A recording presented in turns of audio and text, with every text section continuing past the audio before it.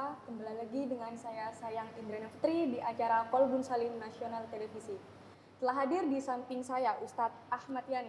Assalamualaikum Ustadz. Waalaikumsalam warahmatullahi wabarakatuh. Sehat Ustadz? Alhamdulillah, berkat rahmat Allah. Nah, kali ini kita ada di masjid mana nih Ustadz? Al-Ma'ruf. Al-Ma'ruf Banyuwangi. Nah, di depan kita sudah ada ibu-ibu muslimat Al-Ikhlas dari Klatak Banyuwangi. Coba disapa dulu Ustadz. Oke. Muslimat.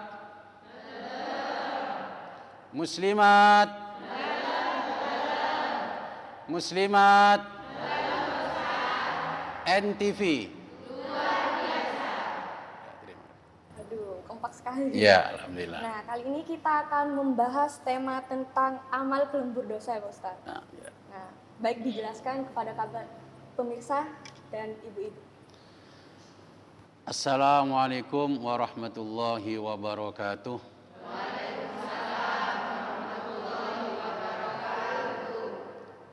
Alhamdulillah haqqa hamdih wa syukran lillah haqqa syukrih.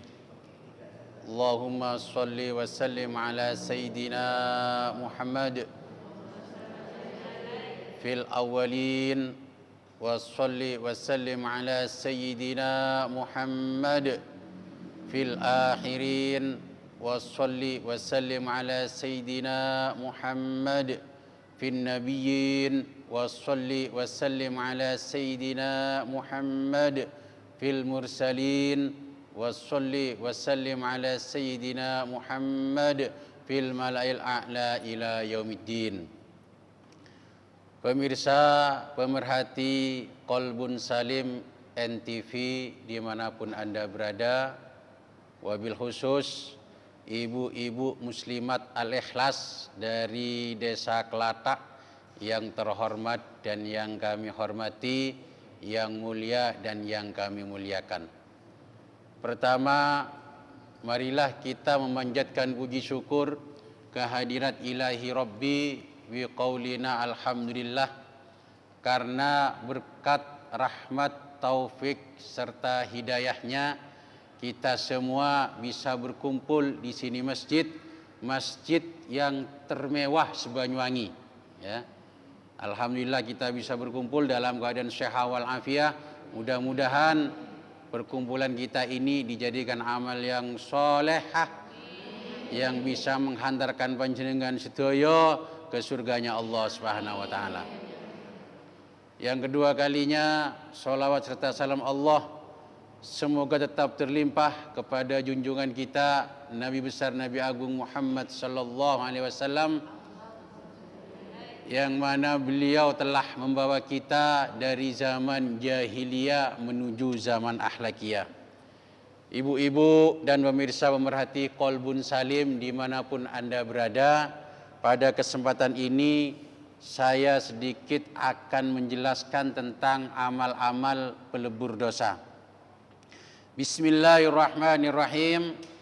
An Abi Dzarrin Jundub bin Junadah wa Abi Abdurrahman Mu'adz bin Jabal radhiyallahu anhuma. Dari Abi Dzar Jundub bin Junadah dan Abi Abdurrahman Mu'adz bin Jabal, semoga Allah meridhai keduanya. An Rasulillah sallallahu alaihi wasallam, dari Rasulullah sallallahu alaihi wasallam, Rasulullah sallallahu alaihi wasallam bersabda, ittaqillaha haitsuma kunta. Bertakwalah kalian dimanapun engkau berada. Untuk poin ini sudah saya jelaskan pada episode yang lalu. Sekarang pada kesempatan ini saya akan merangkan poin selanjutnya. Wa atbi'is sayyi'ata alhasanata tamhuha wa khaliqin nasa bi khuluqin hasanin, rawahu at-Tirmidzi wa qala hadisun hasanun. Sekarang fokus pada wa atbi'is sayyi'ata alhasanata tamhuha. Wa atbi, dan ikutilah, kata Rasulullah, ya, sabdanya Rasulullah, wa atbi, dan ikutilah perbuatan as-sayyi'ata, perbuatan jelek, perbuatan maksiat, ya, al hasanata dengan perbuatan baik. Sehingga bagaimana? Tamhuha, maka perbuatan baik tersebut akan menghapus, melebur daripada perbuatan maksiat, perbuatan dosa itu tadi. Jadi artinya bagaimana ibu-ibu? Kalau kita pada suatu ketika melakukan kemaksiatan, ya, melakukan dosa, ini langsung segera kita beristighfar pada Allah, memohon ampun kepada Allah, kemudian kita ikuti dengan perbuatan baik. Misalnya melakukan sholat sunnah, melakukan puasa sunnah, atau melakukan zikir-zikir, baca tasbih, baca sholawat, sedekah, dan lain sebagainya. Maka perbuatan baik tadi yang kita kerjakan, yaitu berupa puasa, berupa sedekah, berupa zikir, berupa bacaan sholawat, ini akan menghapus dosa kita yang telah kita lakukan. Ini menghapus, melebur perbuatan maksiat yang sudah kita lakukan. Tapi jangan direncanakan, Ibu, ya. Misalnya begini, kalau begitu besok saya tak maksiat, habis itu saya istighfar, kemudian saya akan melakukan perbuatan baik. Jangan begitu, ya. Artinya bagaimana? Kalau suatu ketika ibu-ibu harus melakukan dosa, artinya nggak sengaja atau bagaimana melakukan kemaksiatan, maka segera beristighfar dan melakukan amal-amal baik, ya. Melihat dari hadisnya, Bu, wa adbi'is sayyi'ah al hasanah tamhuha, seolah-olah perbuatan baik satu, ya, itu bisa melebur perbuatan maksiat satu, bisa menghapus dosa perbuatan maksiat satu, seolah-olah melihat dohir teks hadisnya semacam itu. Tapi tidak semacam itu, ibu-ibu yang aku cintai semuanya, ya. Tidak semacam itu. Artinya bagaimana? Ibu-ibu begini, ibu-ibu itu kalau melakukan amal baik itu bi asyri amsalihah, itu pahalanya berkali lipat. Ibu puasa 1 hari, ya, ini bagaikan puasa 10 hari, ya Bu. Ibu melaksanakan sholat sunnah 1 rakaat, ini berarti pahalanya bagaikan sholat sunnah 10 rakaat. Nah, ibu lihat sendiri, ketika ibu melakukan puasa Syawal, itu kan katanya kalau kita habis puasa Ramadan, kemudian kita ikuti dengan puasa Syawal 6 hari, maka puasanya bagaikan setahun. Itu kalkulasinya bagaimana? Puasa Ramadan ini bagaikan 10 bulan, ya. Kita puasa 1 bulan di bulan Ramadan, ini bagaikan kita berpuasa 10 bulan. Kita puasa 6 hari, 6 hari, kalau 10 kali berapa? Dikalikan 10, 6 hari, 60 hari. Berarti kan 2 bulan, ya. Berarti pahalanya bagaikan setahun. Yang Ramadan di situ adalah 10 bulan. Yang 6 hari 2 bulan, 10 tambah 2 kan 12 bulan, sama dengan setahun. Jadi luar biasanya begitu, ibu-ibu. Jadi kalau kita melakukan amal baik 1 kali, ini bisa pahalanya adalah 10 kali lipat. Begitu juga kita ketika melakukan kemaksiatan, misalnya melakukan dosa 1 kali, 10 kali, ya, melakukannya 10 kali, maka untuk menghapusnya adalah yang sebanding itu berapa? 1 kebaikan 1 kali. Amal kebaikan 1 kali. Misalnya kita melakukan puasa 1 hari, berarti kita melakukan puasa 1 hari, ini bisa melebur dosa kita sebanyak 10 tadi. Misalnya ibu tadi melakukan dosa berapa kali? Melakukan dosa 10 kali. Nah, ini untuk meleburnya, ini cukup dengan melakukan amal baik 1 kali. Ini kurang bagaimana Allah ini pada kita ini, ya. Ya, luar biasanya rahmat Allah sampai segitu, Jadi kalau kita melakukan dosa, ada nanti peleburnya. Kita baca istighfar, kemudian kita melakukan amal-amal baik, gitu loh. Jadi satu kebaikan ini bisa menghapus dosa sebanyak 10. Tapi perlu diingat ibu-ibu, ini dosa pada Allah. Misalnya ibu nggak sholat, ya. Misalnya ibu nggak puasa Ramadan, padahal nggak ada udzur, ya. Itu dosa yang kaitannya dengan Allah. Bukan dosa dengan makhluk, ya. Bukan dosa kepada manusia. Kalau dosa kepada manusia, ya, ini nggak bisa kita melakukan amal baik kemudian untuk menghapusnya, tidak bisa. Bagaimana kalau kita punya dosa pada manusia, kita punya dosa kepada tetangga, Allah nggak ngampuni kalau panjenengan nggak minta maaf kepadanya. Bagaimana cara minta maaf? Sebutkan kesalahannya. Bu Sri, misalnya yang sampean selai ya, Bu Sri, Bu Endang, Mak Lampir misalnya. Mohon maaf, saya kemarin rasan-rasan dengan tetangga-tetangga bahwasanya sampean punya tuyul. Sampean itu baru beli kulkas baru, itu dapat hasil dari tuyul begitu. Ternyata setelah saya selidiki, ternyata apa yang saya katakan pada tetangga nggak benar, Mbok Sri, nggak benar Mbok Endang, ya, nggak benar Mak Lampir gitu ya. Nah gitu. Mohon maaf saya gitu. Ini kemudian Mak Lampir, Bu Endang, Bu Sri memaafkan panjenengan. Nggih mboten napa-napa, cuk diulangi malih. Nggih lek diulangi malih kula kaplok lho jenengan misalnya kan ngoten. Lah ini bagaimana?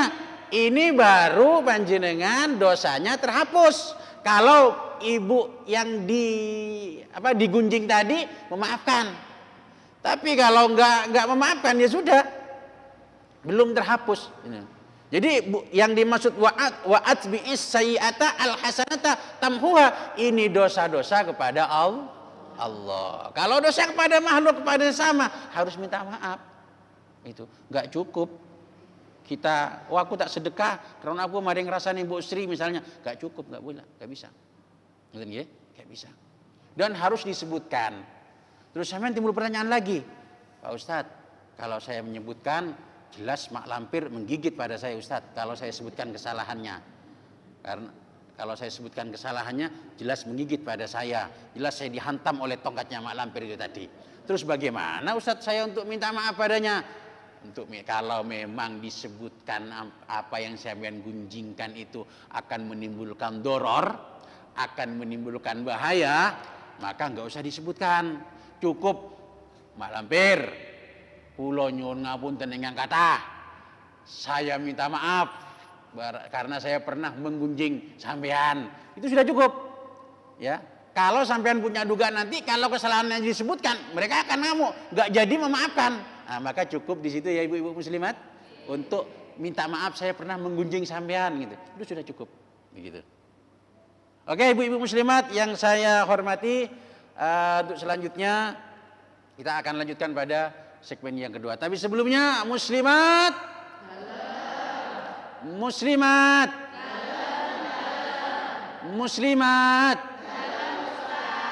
NTV.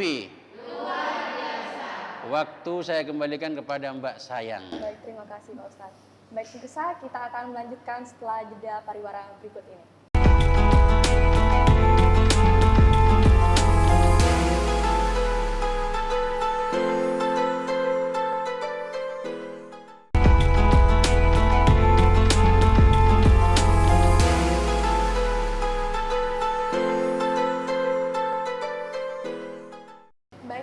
Kita kembali melanjutkan tentang pembahasan amal pelembur dosa. Monggo Pak Ustadz dijelaskan kembali. Terima kasih waktunya. Oke, pemirsa pemerhati Qalbun Salim NTV dimanapun Anda berada, wabil khusus ibu-ibu muslimat NU dari Kelatak, Kecamatan Kalipuro yang terhormat dan yang kami hormati. Kita lanjutkan pembahasan kita pada saat ini. Tadi dijelaskan wa'at bi'is sayyi'ata wa atbi'is sayyi'ata al-hasanata tamhuha. Ikutilah perbuatan dosa dengan perbuatan kebaikan. Niscaya perbuatan kebaikan tersebut, perbuatan baik tersebut akan menghapus perbuatan dosa. Ini maksudnya bagaimana? Maksudnya kalau ibu sudah melakukan dosa, ini kan dicatat di bukunya malaikat, ya. Dicatat, oh dosanya ini, dosanya ini, dosanya ini dicatat. Nah, kemudian ketika ibu di situ beristighfar, ya, kemudian melakukan amal baik, maka oleh malaikat di situ dihapus kejelekan itu tadi. Perbuatan maksiat itu tadi dihapus, ya, oleh malaikat tadi. Ini ada yang berpendapat semacam itu. Ada yang pendapatnya begini. Jadi perbuatan dosa ibu-ibu itu nggak dihapus, tetap ada di catatan malaikat, kadung ditulis, nggak ada tip X mungkin ya, kadung ditulis itu ya. Terus gimana? Ini hanya sebagai kinayah, artinya bagaimana? Memang catatan dosanya ada, tapi sudah nggak disiksa, nggak mendapat siksaan. Kenapa? Karena ibu-ibu sudah istighfar, karena ibu-ibu sudah melakukan amal baik, begitu. Jadi walaupun catatannya di situ ada, tapi sudah enggak disiksa oleh Allah Subhanahu wa taala. Kemudian dari perbuatan dosa-dosa yang kita lakukan, kemudian bisa dihapus dengan perbuatan kebaikan, seperti halnya kita baca sholawat, bersedekah, baca zikir-zikir yang lain, baca Al-Quran, melakukan puasa sunnah dan lain sebagainya. Ini artinya perbuatan dosa yang setelah 6 jam. Gitu loh. Jadi ibu-ibu misalnya tadi jam 6 ya. Jam 6 tadi melakukan dosa.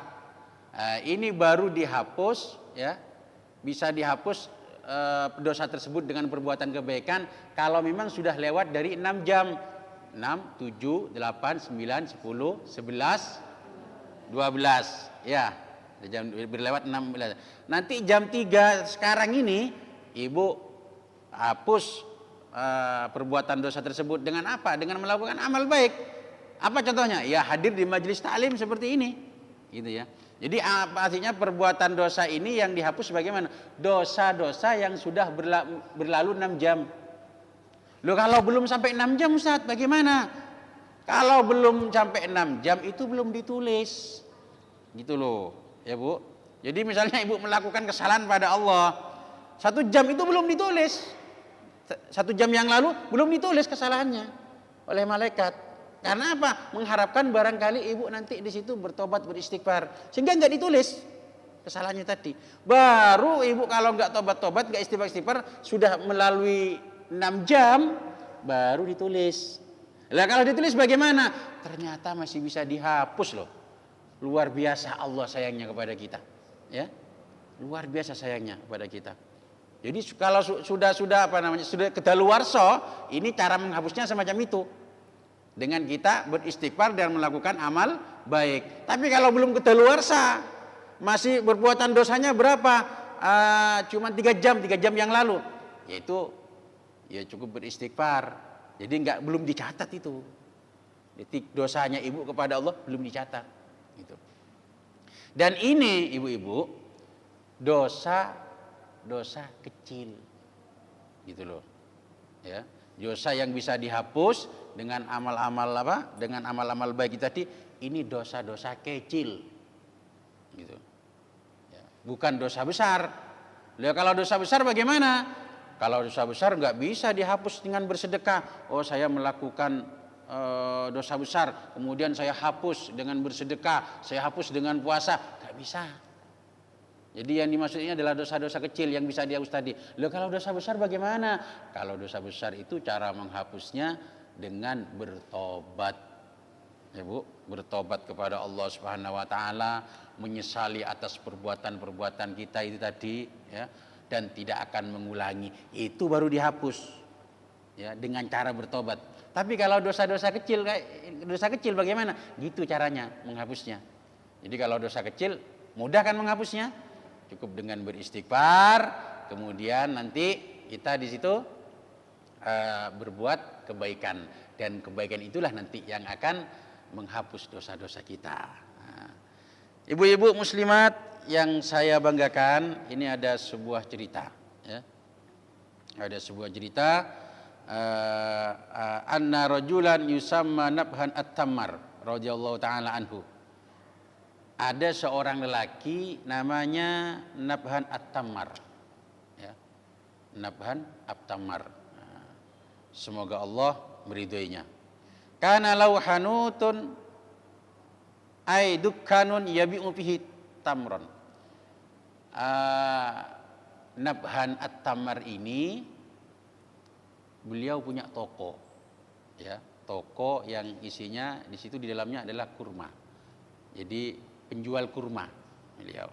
Jadi Nabhan At-Tammar ini penjual kurma. Kemudian faja'athu imra'atun ajnabiyatun, ya, tashtari minhu tamron. Ya. Kemudian datang seorang perempuan cantik. Ya. Pada suatu ketika datang seorang perempuan cantik ingin beli kurma kepada siapa itu tadi? Nabhan At-Tammar. Ya, ingin beli kurma. Kemudian faqala laha, si siapa? Si Nabhan At-Tammar itu berkata kepada sang cewek yang cantik itu. Ya insya Allah cantiknya kayak Mbak Sayang ini. Ya. Ya. Inna dahilal hanut ma huwa khairun min hada. Katanya Nabhan At-Tammar kepada sang cewek tadi, di dalam toko kan ada ruangan-ruangan mestinya tokonya ini, dan beliau kan penjual kurma. Di dalam toko itu tadi, di dalam toko di sana, ini ada kurma yang lebih bagus daripada ini. Ayo sampean lihat, ayo monggo lihat ini, perempuan cantik. Ya. Ayo sampean lihat kepada cewek tadi. Akhirnya falamma dakhalat asaba minha ma yusibur rajul min imraatihi min adh-dhammi wat takbil. Masuk sang cewek yang cantik itu tadi ke dalam ruangan di dalamnya tadi untuk melihat kurma yang lebih top makor top itu tadi. Sampai di dalam bukan kurma yang diperlihatkan ibu, tapi perempuan tersebut dipeluk, ya, dicium, ya, dipeluk, dicium. Ya, ini kumat ini siapa namanya ini? Nabhan At-Tammar ini kumat, ya, kumat. Ghairu annahu lam yujami'ha, cuman dia enggak melakukan zina, tidak, cuman dipeluk, dicium. Tapi ya dosa itu, ya, dipeluk, dicium, dosa bu, ya. Tapi kalau orang lain, kalau bapak-bapak yang nyium ibu nanti di rumah itu pahala, ya, pahala, bukan dosa, pahala. Nah, itu. Akhirnya bagaimana? Sehingga dia itu menghadap kepada Rasulullah, ya. Jadi sudah menipu perempuan tadi, masuk ke dalam tokonya untuk diperlihatkan kurma, ternyata sampai di dalam dipeluk, dicium dan lain sebagainya. Nah, akhirnya kemudian beliau datang kepada Rasulullah dan menceritakan kejadian tersebut, bahwa saya telah melakukan sebuah dosa. Nah, gitu loh. Akhirnya Rasulullah SAW itu berpaling, ditinggalkan. Ya, berpaling. Kemudian Umar berkata, jika kamu menutupi dosa kamu, maka Allah akan menutupinya. Jadi dia melaporkan perbuatan saya telah melakukan dosa ya Rasul. Kemudian Rasul berpaling. Kemudian Umar berkata kepada orang tersebut, pada Nabhani tadi, kalau sampean nutupi, ngomong-ngomong dosanya itu tadi, niscaya Allah akan menutupi pada sampean, menutupi aib itu tadi. Artinya bagaimana ibu-ibu? Kalau ibu-ibu, tapi naudzubillah ya, kalau ibu-ibu itu berbuat dosa, itu nggak usah diceritakan, ya, disimpan aja, gitu loh, nggak usah diceritakan. Oh tadi malam saya begini, tadi saya begini dan begini.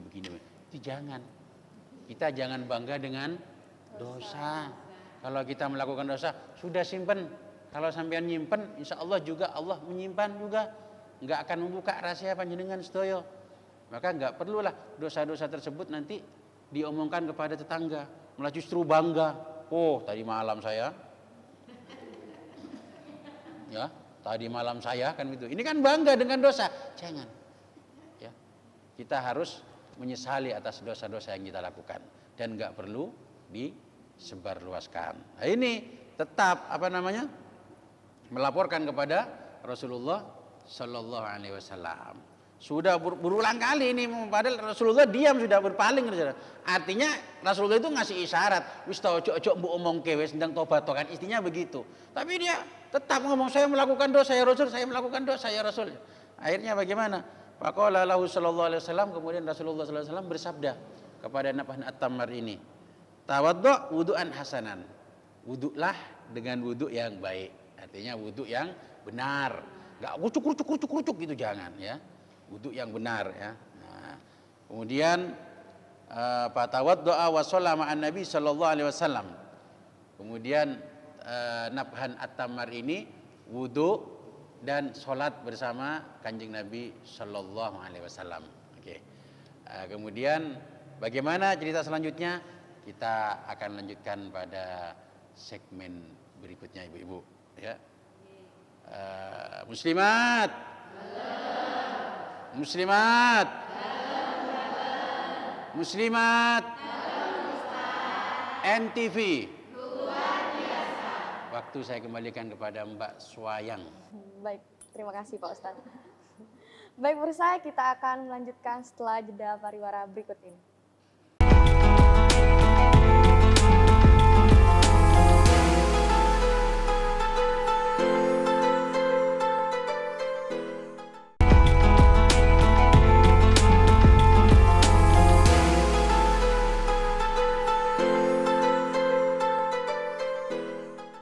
Baik pemirsa, kita akan melanjutkan tentang pembahasan amal pelembur dosa. Monggo Ustadz dijelaskan kembali. Terima kasih pemirsa, pemerhati Qalbun Salim NTV dimanapun Anda berada, wabil khusus ibu-ibu muslimat Nahdlatul Ulama dari Desa Kelatak, Kelurahan Kalipuro yang terhormat dan yang kami hormati. Mari kita lanjutkan pembahasannya pada saat ini. Tadi Nabhan At-Tammar melaporkan tentang perbuatan dosanya kepada Rasulullah ya. Padahal Rasulullah sudah berpaling, tapi dia tetap maksa. Akhirnya dia bercerita kepada Rasulullah bahwasanya habis meluk seorang perempuan ya, kemudian menciumnya ya. Nah, kemudian Rasulullah memerintahkan padanya untuk berwuduk dengan baik. Kemudian Nabhan At-Tammar sholat bersama Rasulullah Sallallahu Alaihi Wasallam. Melakukan sholat apa? Sholat 5 waktu. Ya, melakukan sholat 5 waktu. Akhirnya turunlah ayat wa aqimis sholata tarafayin nahar wa zulafam minal lail innal hasanati yudhibnas sayyiat. Dirikanlah sholat di dua penghujung siang, artinya sholat subuh, duhur, asar ya.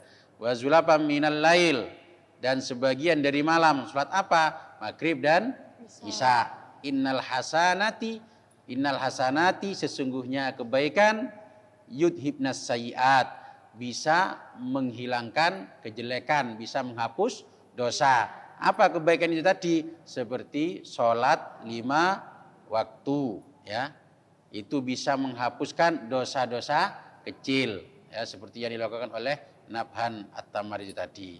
Kemudian Nabhan itu berkata lagi, ini untuk saya, khusus untuk saya tah.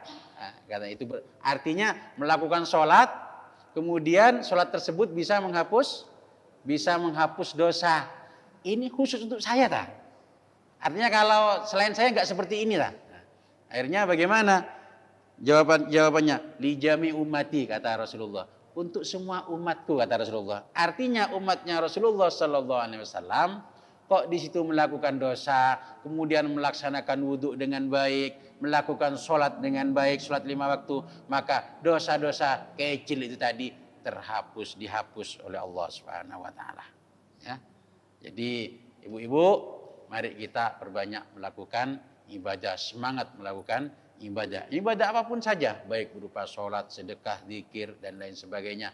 Ya, dengan kita rajin melakukan ibadah, maka dosa-dosa kita yang lalu kan dihapus oleh Allah Subhanahu wa taala. Barangkali ada yang mau bertanya, silakan, waktu saya kembalikan kepada Mbak Sayang. Jadi ibu-ibu.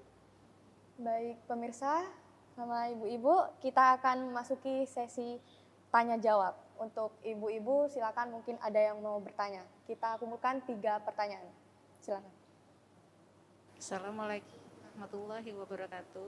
Waalaikumsalam warahmatullahi wabarakatuh. Mau tanya Pak Ustadz tentang puasa Rajab. Apa puasa Rajab itu ada dalilnya? Cukup sekian. Assalamualaikum warahmatullahi wabarakatuh. Ya.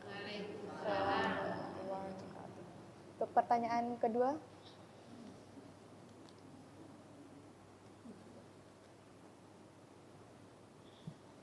Assalamualaikum warahmatullahi wabarakatuh. Waalaikumsalam warahmatullahi wabarakatuh.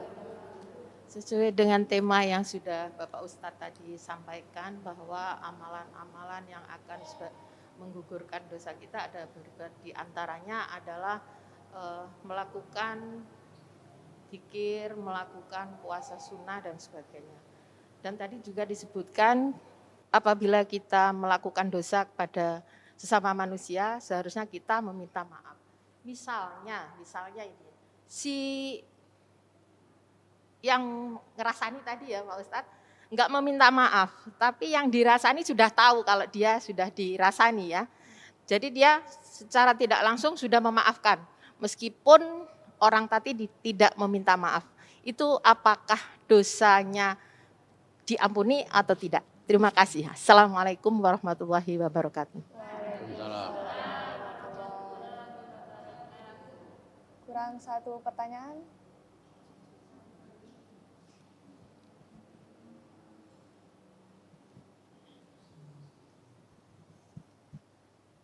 Assalamualaikum warahmatullahi wabarakatuh. Waalaikumsalam. Saya mau tanya Pak Ustadz, bagaimana kalau misalnya ini kan ada saudara yang meminjam uang atau berhutang lah kasar, itu dia berjanji mau mengembalikan gitu Ustadz.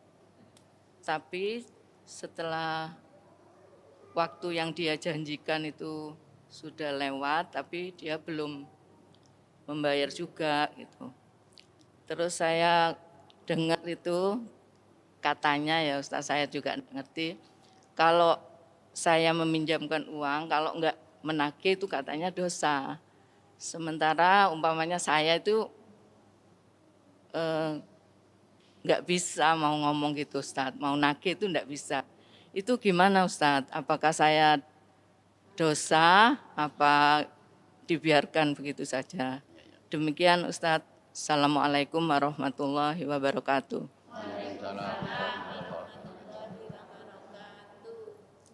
Baik Pak Ustadz, itu 3 pertanyaan dari ibu-ibu muslimat dari kelas. Monggo dijawab.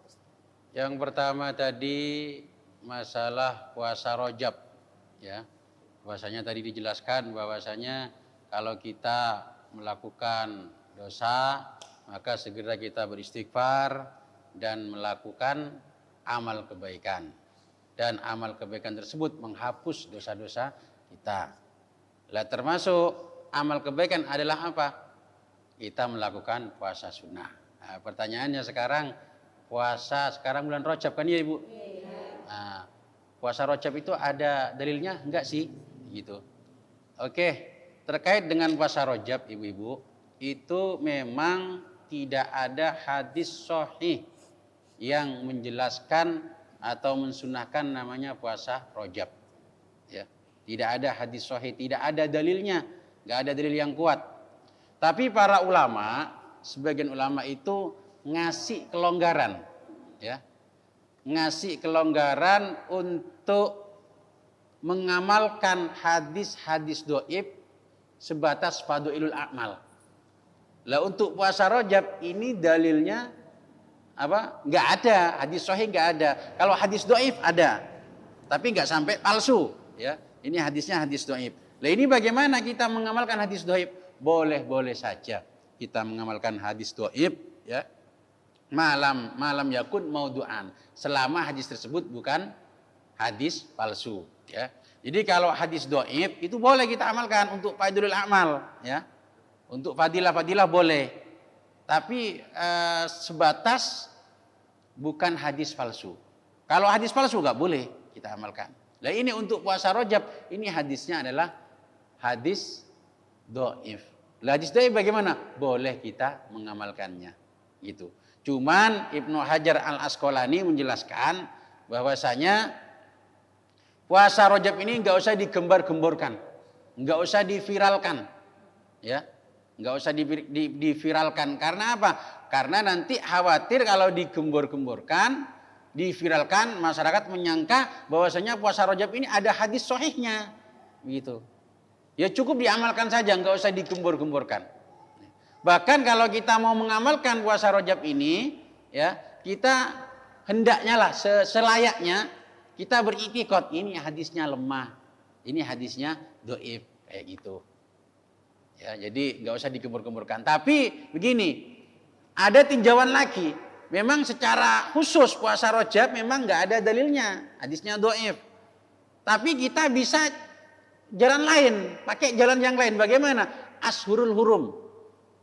Bulan Rajab ini termasuk bulan-bulan yang dimuliakan oleh Allah. Termasuk apa? Dzulqa'dah, Dzulhijjah, ya. Kemudian Muharram, Rajab ini termasuk Ashurul Hurum. Lah kita disunahkan puasa di Ashurul Hurum, di bulan-bulan yang dimuliakan ini kita sunnah untuk berpuasa. Oke lah, kalau masalah puasa Rajab di situ hadisnya dhaif. Tapi kan kita bisa pakai jalan lain. Apa? Ini bulan yang dimuliakan oleh Allah. Kita dianjurkan untuk berpuasa. Maka berpuasa monggo dengan cara mutlak lah istilahnya. Bagaimana? Ini Ashurul Hurum, ini bulan yang dimuliakan. Saya mau berpuasa di bulan ini karena ini Ashurul Hurum, tidak min haitsu kaunuhu Rajab, bukan karena Rajabnya, tapi karena bulan Rajab ini adalah bulan yang mulia, gitu loh, gitu ya. Jadi ya monggo kita silahkan untuk melakukan puasa itu tadi, gitu ya. Oke. Kemudian selanjutnya yang kedua ya Mbak, Iya, yang kedua kedua. pertanyaannya adalah kita ngerasani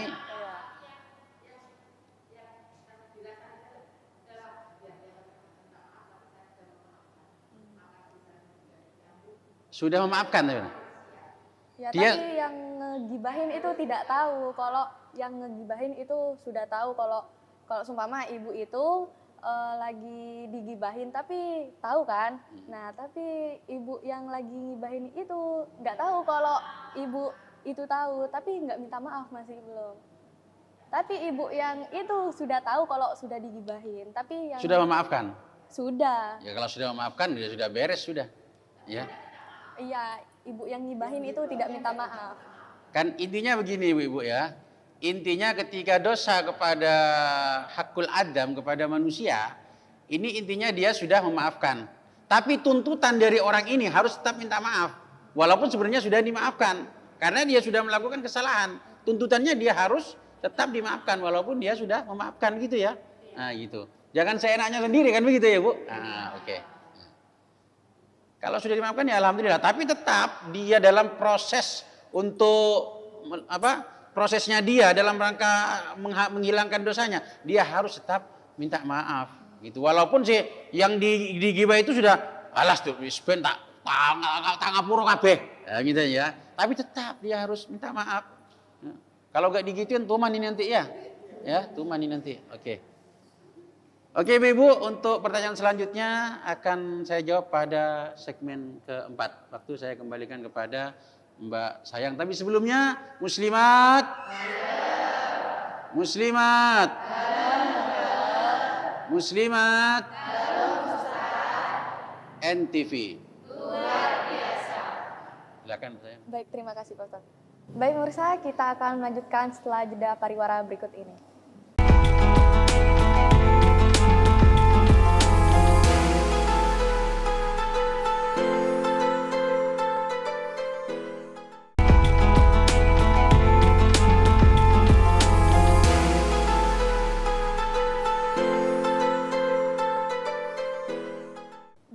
pemirsa, kita akan melanjutkan tentang pembahasan atau pertanyaan dari Ibu Muslimat. Silakan dijawab, Ustadz. Pemirsa pemerhati Qalbun Salim, kaum muslimin muslimat dimanapun Anda berada, wabil khusus ibu-ibu muslimat dari Desa Kelatak, Kelurahan Kalipuro yang terhormat dan yang kami hormati, kami lanjutkan pembahasan pada saat ini masalah punya utang, ya nggak bayar-bayar, ya Bu. Terus gimana? Katanya kalau kita nggak nagih kita yang dosa, gitu ya. Itu sebenarnya kita sudah minjamin, masa kita malah kena dosa, kan gitu ya. Ini sebenarnya dia harus bayar, ya. Dia harus bayar. Kalau dia punya utang dia harus membayarnya. Bukan yang kalau kita nggak nagih kena dosa, tidak. Long kita sudah menghutangi kok harus kita dituntut untuk menagihnya. Dia punya kewajiban untuk membayar, maka harus dibayar. Seandainya dia nggak ingat, maka ibu harus mengingatkan, gitu ya. Seandainya nggak ingat, maka ibu harus mengingatkan, gitu. Harus mengingatkan sampean punya utang kepada saya. Nah, kemudian permasalahan utang, ibu ya. Utang itu ada sebagian ulama berkomentar itu lebih utama daripada kita bersedekah, gitu loh. Jadi ibu menghutangi itu lebih utama daripada bersedekah. Kenapa? Karena kalau namanya bersedekah belum tentu yang dikasih itu butuh, gitu. Ibu-ibu sekarang Jumat berkah, banyak nasi toh di masjid-masjid toh. Belum tentu yang dikasih nasi itu lapar. Ya tidak Bu? Bisa saja yang dikasih nasi itu tadi gak butuh pada nasi itu tadi. Ya. Nah, sehingga bagaimana? Bersedekah, menghutangi itu lebih utama daripada bersedekah. Karena apa? Yang namanya orang hutang itu jelas butuh. Ya Bu. Ya toh? Orang yang berhutang itu pasti butuh. Nggak ada orang itu iseng-iseng mau hutang, itu nggak ada. Kalau ada orang iseng-iseng mau hutang, semuanya sudah cukup, iseng-iseng saya mau utang, nggak ada. Itu pasti nggak normal itu ibu. Ya, ada orang iseng-iseng mau hutang itu tadi. Itu pasti nggak normal sudah. Ya, yang namanya hutang, orang yang berhutang itu pasti kepepet-pet sudah itu. Baru kemudian berhutang. Kemudian kita ngasih bantuan dengan menghutanginya, ini pahalanya lebih besar daripada kita bersedekah menurut sebagian ulama. Kenapa? Alasannya begitu. Karena orang yang berhutang itu pasti butuh. Tapi kalau bersedekah belum tentu yang disedekahi itu butuh. Contohnya nasi, Jumat berkah. Apalagi sudah pagi-pagi sudah sarapan di rumahnya ya. Pergi ke masjid, dikasih nasi ya, digawa mulai aja gak dipangan. Kadang dikasihkan pada istri, pada anaknya kan begitu. Belum tentu yang disedekahi itu butuh gitu. Kalau orang berhutang jelas butuh. Lah berangkat dari situ menghutangi menurut sebagian ulama lebih afdol, lebih utama, lebih besar pahalanya daripada bersedekah. Gitu. Iya, yang dapat tuntutan itu yang berhutang itu tadi. Nah, tapi menghutangi yang hutang-hutang yang baik loh Ibu ya. Jangan hutang-hutang.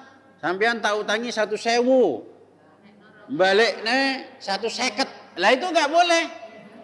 Itu riba itu ya. Itu riba itu yang nggak boleh. Ini. Bahkan ada sebagian ulama itu Ibu, Imam Abu Hanifah ya. Ada seorang berhutang kepada Imam Abu Hanifah. Imam Abu Hanifah ketika mau menagih di depan rumahnya orang ini yang punya utang kepada Imam Abu Hanifah, Imam Abu Hanifah nggak mau berteduh di bawah pohon yang ada di depan rumahnya ini. Kenapa kok nggak berteduh? Takut dengan berteduh di bawah pohon di depan rumahnya yang beliau utangi itu sebagai bunganya. Jadi bunga kan nggak harus uang, bisa dengan manfaat yang lain. Takut dengan berteduh, Imam Abu Hanifah itu takut kalau dengan berteduh itu sebagai bunganya. Sehingga beliau nggak berani berteduh, tetap di tempat yang panas. Dari bagaimana ini? Dari riba itu jelas nggak boleh. Dari sangat tidak bolehnya riba itu tadi. Jadi ibu-ibu kalau menghutangi, yang menghutang, prinsip hutang itu tolong menolong. Jadi jangan ada bisnis di situ. Kalau menghutangi 100.000 ya sudah kembalinya 100.000, jangan 150 ya. Ini jelas mencekik, nggak menolong ini. Bukan mendapatkan pahala, justru dosa yang didapatkan ini. Nah, kecuali tidak ada perjanjian. Misalnya Bu Sri hutang pada Bu Endang, ya. Bu Endang, saya mau hutang berapa? 1 juta. Hutanglah 1 juta. Kemudian merasa dibuat modal apa dan lain sebagainya, merasa senang si siapa yang tadi Bu Sri. Akhirnya membayar kepada Bu Endang. Bu Endang, ini saya bayar utang pada sampean. Uangnya berapa? 1.500.000. Loh, kata Bu Endang, loh kok 1.500.000? Kan sampean punya utang kepada saya 1 juta. Ini bagaimana kok ada kelebihan? Gak apa-apa, ini sebagai rasa syukur saya kok. Ini gak apa-apa wes. Ini bagaimana? Gak apa-apa ini, asyik ini. Kenapa? Karena tidak ada perjanjian di waktu akad. Yang nggak boleh itu ada perjanjian. Pokok sampean lek nyili 1 juta, kudu balik ini 1.500.000. Ini yang nggak boleh. Karena ada perjanjian. Kalau nggak ada perjanjian, boleh-boleh saja. Malah itu bagus, dianjurkan itu. Ya Bu. Nah. Oh toh ngene, karo nyawur utang 1 juta, karo nggowo gula misalnya. Ya. Atau karo nggawa HP misalnya, dikek HP sing utang malah. Baik Pak Ustadz, saya ada pertanyaan sendiri untuk Pak Ustadz. Iya. Nah, kan sumpama sekarang ada teman saya itu ngutang mau minjem uang, nah tapi kebesokannya meninggal Pak Ustadz. Gimana itu? Harus ikhlasin atau gimana?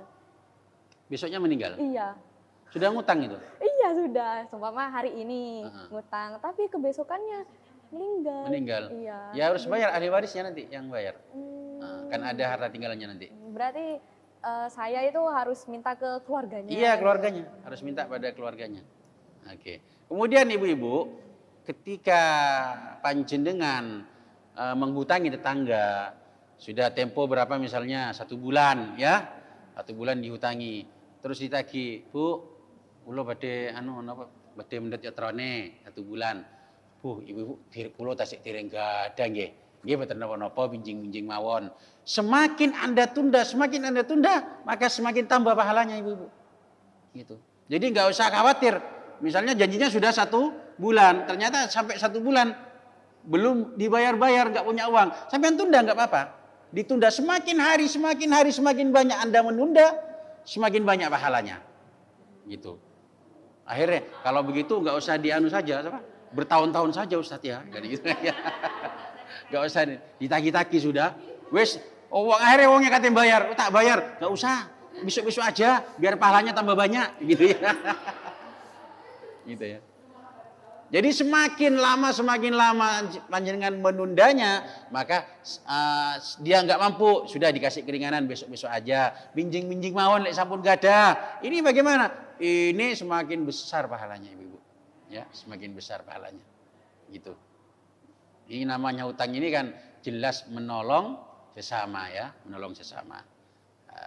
Kemudian jangan sampai kita nanti meninggal dalam keadaan punya hutang seperti kasusnya Mbak Sayang itu tadi, ya. Jangan sampai seperti itu, ya.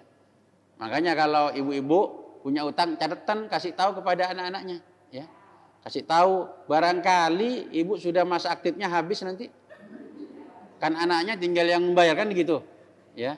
Soalnya itu berat sekali nanti tanggungannya, ya. Berat nanti. Makanya harus dicatat.